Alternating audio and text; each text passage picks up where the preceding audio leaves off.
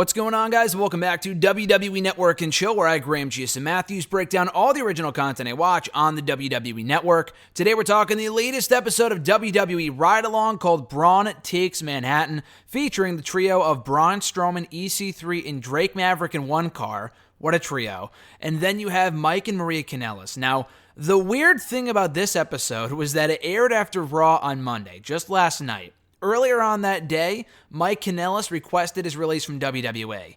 So, they advertised the episode during Raw with Mike and Maria in the commercial. I didn't see many advertisements for the episode after Mike went public on Twitter with wanting his release. As of this recording, Maria put up a post on her Instagram for what it's worth, I think either late last night or this morning, explaining to a certain extent the situation. And that even though she supports her husband, she herself, at this point, has not requested her release. That doesn't mean that she won't request it at some point. I'd be shocked if she didn't follow him out the door. I'd be very surprised if she stayed put in WWE, because even though Maria is a bigger star than Mike, by a wide margin, it seems really weird that, she would stay put. And I guess maybe because they have two kids and they need the money, I don't know, but I guess that would seem to make sense. But you can't really have one without the other. They can do stuff with Maria without Mike, but they kind of feel like a package deal at this point, after what we've seen from them before in Ring of Honor, recently in WWE, and in Impact. Anyway, as for this episode, it aired after Raw last night on the network, like I said, featuring Drake Maverick, EC3, Braun Strowman. Why he would be in the same car as EC3 and Drake Maverick, I have no idea. EC3 and Drake Maverick makes sense, because they have a history, they're friends from their days in Impact years ago, so it makes sense. Braun being shoehorned in there for no real reason was completely random to me, and he came across as such a dick in this episode. He was obviously just, ribbing Drake, but it was so funny to me. It felt like a really weird pairing. But I feel like I've heard that before. I think I heard Braun talk about riding with EC3 before, maybe Drake too, but definitely EC3 a few months ago when he was on Table for Three.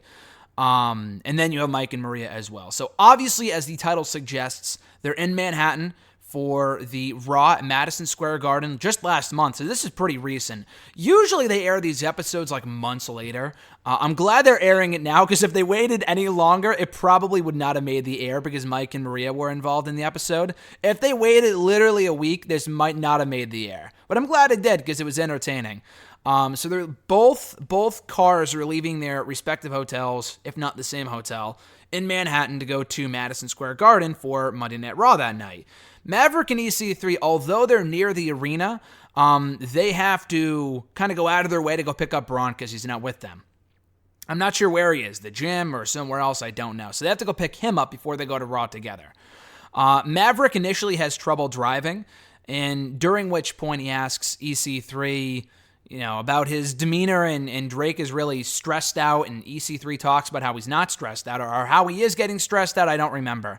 But he talks about this book that he's reading currently called The Untethered Soul, The Untethered Soul, where it's all about, I guess, as he explains, where you can't really get stressed out about things that are out of your control, and not driving at this current point is out of his control. He's not driving the car, so it's not really worth getting stressed out about. At which point Maverick says, you know what, fuck it. I need you to drive because I can't deal with this. So if you're so calm about it, then you could take over driving instead of me, because Drake Maverick cannot apparently drive an NYC for shit, and I don't blame him. It's a fucking madhouse over there. Mike Kanellis says he hates New York City for a few different reasons. One, because he's a Boston guy, so it makes sense, I guess. He grew up in Boston. And Maria says, well, the roads over there are crazy too, so what are you talking about? The roads go every which way. And he goes, listen, Boston, at least the roads at that point were made in like 1775. That's his defense for that argument. The roads were made so many hundreds of years ago that there's an excuse for why the roads are so shitty over there. He also said that New York City drivers can't drive and that it smells over there, which is why it's so bad. Anyway, so Mike talks about how he loves The Office. That's one of his favorite shows, and Maria can't understand why. I'm not a big Office person. It's not my favorite show, but if you can't understand why someone would like The Office, I don't know what you're doing on planet Earth. It's widely regarded as one of the greatest shows of all time by almost everybody. So if you don't agree with that opinion, I'm sorry. Everyone's entitled to their own opinion, but that's a bad opinion to have. Anyway, Maverick apologizes to a driver. I guess he was like yelling and he was getting upset, so he rolled down his window and yelled, or rather apologized to the driver he was getting frustrated at, which was kind of funny. Braun Strowman, so they pick him up. They pick him up in the car, and he sees Drake in shotgun. He has shotgun. He's in the passenger seat. He picks him up by his jacket and just shoves him in the back of the car. And Braun can't go in the back of the car. He's way too big. So he extends his legs out, makes Drake really uncomfortable. He has to sit in the front, and Drake does not like that. And he said, "Hey, sit in the back and shut up." And, in his Braun Strowman accent, I thought it was just amazing. Mike and Maria talk about their baby. Mike also recalls the time that he pooped his pants. He would not go into details, though. He would not talk about the situation specifically, but he did, quickly touch upon there was a time that he did poop his pants. For whatever reason, I guess we'll never know, at least not right now. At least not on Ride Along. Maverick does an amazing New York accent, and by amazing I say it's terrible. By amazing I mean it's absolutely atrocious, but it's so funny because EC3 and Braun do it too. They're just making fun of New Yorkers and the fact that they can't drive. It's so funny. Mike says that he has an associate's degree in criminology. News to me. And then he runs down some fake laws he just made up that he, as he sees things going on in New York City, like a dog pooping in the middle of the road. That was, it was a nice visual. We didn't see it, thankfully, but I can only imagine what that sight looked like. Braun Strowman recalls his 36th birthday in Jamaica just recently and all the cool things he got to do over there. Mike and Maria talk about smelling garlic, and Mike kind of does his Vince McMahon impression, how the fact that Vince would get upset for them being late because they were at a garlic store or whatever it was. It was kind of funny. Then Strowman, EC3, and Maverick stop to get ice cream. So they all stop and get ice cream, which is great. Mike recalls his first WWE show. The first ever WWE show that he went to was a show, I think, in Worcester, Mass., which is where Mick Foley became WWE champion for the first time on that first Raw in 1999. Yeah, Mike Kanellis was there, and he knew at that point he wanted to become a professional wrestler. He told his dad on the way home from that show, "Listen, I got to do this. I got to be a wrestler." And his dad was like, "Okay, cool." Like one of those typical reactions where they don't really believe you, but as a kid, they're like, like, "Oh, yeah, you can go ahead and do whatever you want," but not actually believing they can do it, But he said, Maria asks him, what's like the proudest or most memorable moment of your entire career? And Mike says, hey, my WWE debut was pretty cool. And again, it's funny to hear him talk about this now, knowing how unhappy he has been recently. And this was only a month ago, so it's not like it was filmed a year ago or 6 months ago. He even said at this point, and maybe he was playing it up for the cameras, but he said even at this point that his debut at Money in the Bank a few years ago was one of his favorite moments. And it was a pretty cool moment. I was really happy to see Mike and Maria in WWE as an item. They quickly ruined them with the whole lovey-dovey gimmick and all that other shit. It was atrocious. But still, I thought it was a cool moment, and even Maria talked about how she had never really felt an energy like that before in her career when she came out on the stage and heard the reaction from the fans that they debuted, because a lot of people knew who they were, at least Maria anyway, and some other people knew of Mike from his Ring of Honor and Impact days. Mike talked about, at the time, we see a quick clip from Money in the Bank 2017, the day of, and Mike says that he told his entire family about his debut and to watch the show and, how they would be proud to see him debut in WWE. And Mike even said that his dad told him, hey, you said one day you would make it to become a professional wrestler and to make it to WWE, and here you are, and I'm proud of you. And Mike was like, wow, that was the first time I set my mind to something, and I actually did it, which is really cool.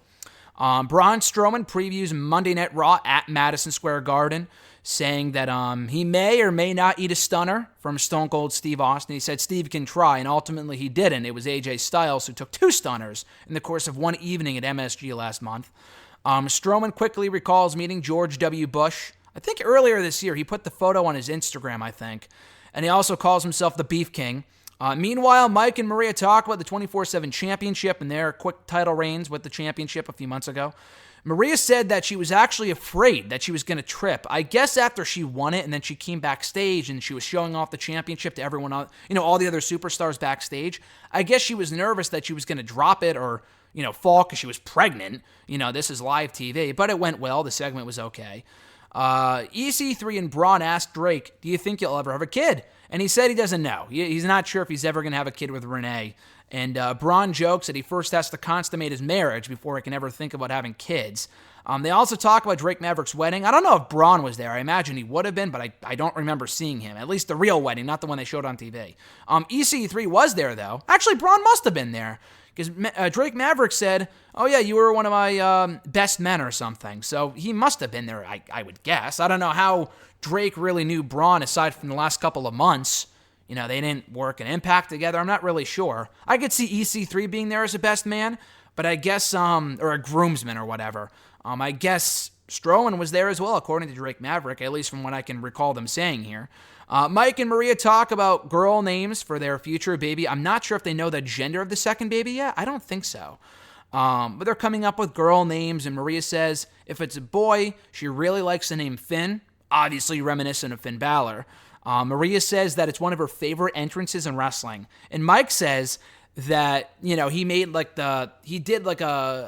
not mock the music, but he kind of did the music with his mouth, like, or whatever it is. That was terrible. But he said that Finn Balor's entrance and the sounds that come from it and the music and whatever remind him of the medieval scene from The Cable Guy with Matthew Broderick and, God, what's his name? Jim Carrey. I actually watched that movie for the first time with Jason a few months ago, so shout out to Jason if you're listening. But or maybe earlier this year. But I do remember that scene from the movie, and that's absolutely spot on from what he's talking about. So if you haven't seen the movie, definitely do so. Anyway, EC3 recalls using Drake Maverick's place for one night. I guess at one point, I'm not sure when this would have been. He left a prophylactic. I don't know exactly how you pronounce that. You can only imagine what that is, a condom or whatever. I'm pretty sure he was referring to a condom, although that's not the exact word that he used on the show because it is a PG show at the end of the day. He left one in the bed, I guess. EC3 was looking for it. He couldn't find it. Renee ended up finding it when they got back the next day or something, and she thought, you know, Drake was in big trouble. She thought it was Drake's. Thankfully, that was not the case, but that's a really funny story, too. They crack up about that. Mike and Maria, they arrive at MSG. Mike gets out of the car. Not knowing NYC, he opens up his door, and he almost gets hit by a car because he's not looking both ways before he opens up the side of his car on the street when they park. Because that's fucking New York City, and you just have to get used to that shit. And then EC3 swears at someone before they arrive at the arena, and they celebrate with the fans before they walk in. So a very entertaining episode of Ride Along, probably the last mention you'll see of Mike and Maria on WWE TV, at least for a while. Coming off of this week's events with Mike requesting his release. We'll see if Maria stays. I still say I have no sympathy for Mike. I said this on Twitter last night and earlier today, that I am a Mike fan. I'm a fan of the Miracle. The issue is they just re-signed in June, and he was unhappy even prior to that point. There were reports dating back to earlier this year, like January, February, that Mike was looking to get released from WWE. And they denied the reports then and all this other shit. And then they re-signed. They still complained on social media that they weren't being used. And then this angle sucks, blah, blah, blah. You know what? Then you shouldn't have re-signed. I know it's a lot of money to re-sign for. It's probably more money than he'll ever see for the rest of his life, and that's great. But Dean Ambrose did the same thing. He turned it down. Obviously, he's a way bigger star than Mike Kanellis, Mike Bennett. But, you know, he went on to bigger and better things in AEW. Mike Kanellis, probably realized his worth and was like, I might never get a deal like this again and resign. But you know what, dude? You just got to play the cards that you're dealt. And with those cards that he was dealt, he signed up for that by signing up the fucking contract, by signing the contract a few months ago. So, again, if they don't release him, they are absolutely in their right to not release Mike Kanellis. As long as they use him for the next 5 years in some capacity, they're well within the right to not release him. The guy just signed a 5-year deal. What an idiot if he really wanted to leave. But anyway, that's neither here nor there on this review of WWE Ride Along, Braun Takes Manhattan. Check it out now on the WWE Network. Thank you guys for checking out this video. Be sure to like the video, drop a comment, share the video, and subscribe to the channel for more content. Today is Tuesday, so tomorrow, new hashtag, Thursday, Wrestle Rant Radio excerpts and more content in the days to come. If you haven't already, check out all the live reaction videos I took at AEW Dynamite in Boston from last week. Those went up on Sunday, so check the content out now. On that note, guys, have a great rest of your week. I'm Graham G. Matthews, and I'll catch your ass down the road.